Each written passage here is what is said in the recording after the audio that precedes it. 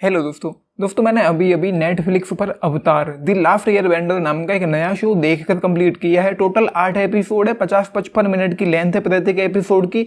हिंदी, तमिल, तेलुगु में भी अवेलेबल है। एंड ये शो एक एनिमेटेड सीरीज पर बेस्ड है जिसमें 3 सीजन आए थे 2005 से लेकर 8 के बीच में, जिसमें टोटल 61 एपिसोड थे। एंड उसके बाद भी कुछ 1-2 मूवीज वगैरह बनी थी इसी फ्रेंचाइज पर।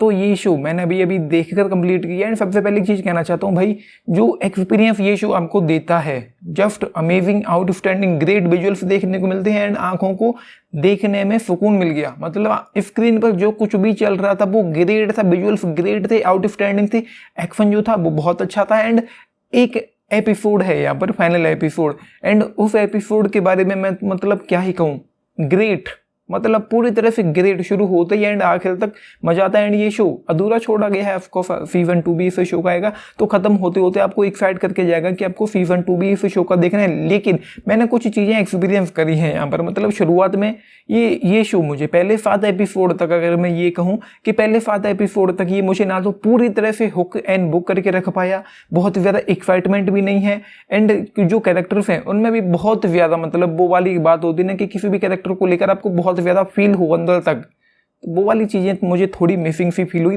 राइटिंग को लेकर भी एंड पेसिंग को लेकर भी पहले 7 एपिसोड में मुझे चीज़ें फील हुई कि मतलब अप टू मार्क नहीं है, जितनी अप टू मार्क होनी चाहिए थी, जितनी अच्छी होनी चाहिए थी। लेकिन उसके अलावा जो फाइनल एपिसोड है, जैसा कि मैंने कहा, पूरी तरह से हुक एंड बुक करके, एंगेज करके, इंटेंसिटी भी है, एक्साइटमेंट भी है, एंड फिर VFX तो इस पूरे शो का है ही कमाल का।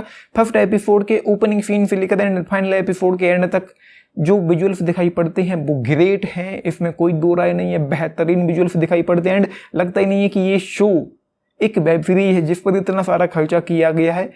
Just amazing. तो स्टोरी पर मैं यूँ आता हूँ, एंड इस शो में मैंने जो देखा है उस बारे में नहीं बताऊंगा, अपने तरीके से थोड़ा अलग तरीके से बताने की कोशिश करूंगा।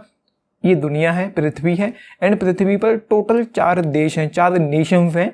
एंड उन नेशंस को अलग अलग हिस्सों में बांटा गया है, air, water, fire and earth. And यहाँ पर जो एक बंदा और है, अवतार है, जो मास्टर है इन चारों एलिमेंट्स का, जो इन चारों दुनिया को मतलब मैं यूँ कहूँ कि बैलेंस बना कर रखता है। इन चारों दुनियाओं को के बीच में एक बैलेंस बना के रखता है, शांति बना के रखता है। एंड वो मास्टर इन चारों तत्वों का, चारों एलिमेंट्स का।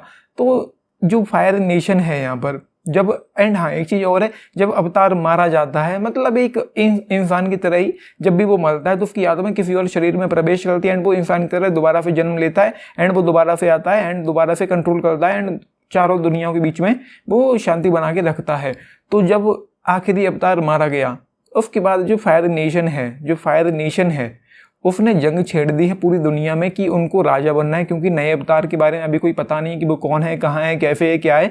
तो उसको लगता है कि जो नया अवतार वो भी बच्चा ही होगा, एंड उसको हम ढूंढ के मार देंगे। एंड उसके अलावा पूरी दुनिया में जो 3 रहे बचे देश हैं, जो 3 कबीले हैं, उनको भी हम मार देंगे, तो सबसे ऊपर हम ही रहेंगे, ऐसा फायर नेशन का सोचना है। तो पूरे शो में वो अवतार के पीछे पड़े रहते हैं, पूरी दुनिया को खत्म करने में लगे रहते हैं। उसके बाद जो फायर नेशन है, उनका जो बेटा है, मतलब जो महाराज का बेटा है, जो राजकुमार है, उसका नाम है वुको। वो अवतार को ढूंढता रहता है ताकि वो अपने बाप के सामने खुद को साबित कर सके कि हाँ उसने अवतार को मार दिया, एंड वो राजा बनने के, मतलब अपने बाप के बाद राजा बनने के पूरे उसमें है कि हाँ वो काबिल है। तो ये कहानी है पूरे शो की। एंड उसके बाद यहाँ पर काफ़ी कुछ बहुत भी होता है, मतलब जैसे कि कुछ चीज़ें हैं जो मुझे मतलब उतने अच्छे से पता नहीं चली हैं। एंड 5 मिनट में ही, शुरुआत में फर्स्ट एपिसोड में 5 मिनट में ही काफ़ी कुछ हमको यहाँ पर बता दिया जाता है कि ये सब क्या है, कैसे है, क्योंकि लेकिन उसके बाद भी जो 4 अलग अलग देश हैं या 4 नेशंस हैं, इनमें ये पावर्स क्यों हैं, कैसे है, कहाँ है। एंड जो स्पिरिट वाला वर्ल्ड था, एंड फाइनल एपिसोड में वो जो मून की जो स्पिरिट थी एंड समंदर की जो स्पिरिट थी, वो सब क्या है, क्यों, वो थोड़ा सा मतलब ऐसे फील हुआ जैसे कि उसके बारे में थोड़ा और गहराई से बताया जा सकता था। एंड 3-4 एपिसोड तो इस शो के यूँ निकल गए, मतलब राइटिंग की वजह से, कि मतलब बहुत ज़्यादा पूरी तरह से इसने मुझे एंगेज करके नहीं रख पाया। मैं थोड़ा डिस्कनेक्टेड सा फील कर रहा था। एंड काफ़ी टाइम मैंने, अब चूंकि मैं इसको PC पे देख रहा था, तो काफ़ी टाइम मैंने अपना फ़ोन भी उठाया, फिर मैंने खुद ही रख दिया, ये सोचकर कि भाई मैं शो मिस ना कर जाऊँ, कुछ ज़रूरी हो। लेकिन राइटिंग को लेकर, पेशेंस को लेकर कुछ इशूज़ हैं। ये जो लंबे एपिसोड हैं, ये भाई फील होते हैं थोड़ा बहुत, कुछ मोमेंट के लिए थोड़ा बोर भी कर सकते हैं। अगर आप में तसल्ली नहीं है, अब चूंकि मुझे तो रिव्यू करना था, तो भाई मुझे फाइनल एपिसोड तक जाना ही था। लेकिन अगर मुझे रिव्यू नहीं करना होता, या आप लोगों के पास कोई प्रेशर नहीं है कि आपको देखना ही है, जब तक पसंद आता है तब देखते हैं, नहीं पसंद आता तो छोड़ देते। हो सकता है कि आप लोगों के साथ यही चीज़ें हों, आप इस शो को देखें एंड हो सकता है कि बीच में आप इसको छोड़ दें। बाकी उसके अलावा एक्सपीरियंस जो देता है, मतलब जो सिनेमैटिक एक्सपीरियंस देता है, जो VFX, जो सिनेमेटोग्राफी, जो लोकेशन पे जो लाइटिंग है एंड जो सबसे ऊपर जो एबव ऑल है जो VFX है, वो ग्रेट है, बेहतरीन है, अमेजिंग है, treat to watch. And action बहुत अच्छा है इस शो का, एंड एक्शन को बेहतरीन बनाता है इसका VFX। एंड फाइनल एपिसोड, जैसा कि मैंने उसके बारे में तो कहना ही कुछ भी गलत है, कम ही है जो भी मैं कहूँ कि मतलब फाइनल एपिसोड इस शो का ग्रेट है। एंड मैं ये सोच रहा था कि यार काश कि ये पूरा शो 1 से लेकर 7 एपिसोड तक वैसे ही होते जैसा कि इस शो का 8वां एपिसोड है, तो ये ग्रेट हो सकता था। एंड वैसा नहीं होता तो एटलीस्ट इसकी लेंथ को थोड़ा कम रखना चाहिए था।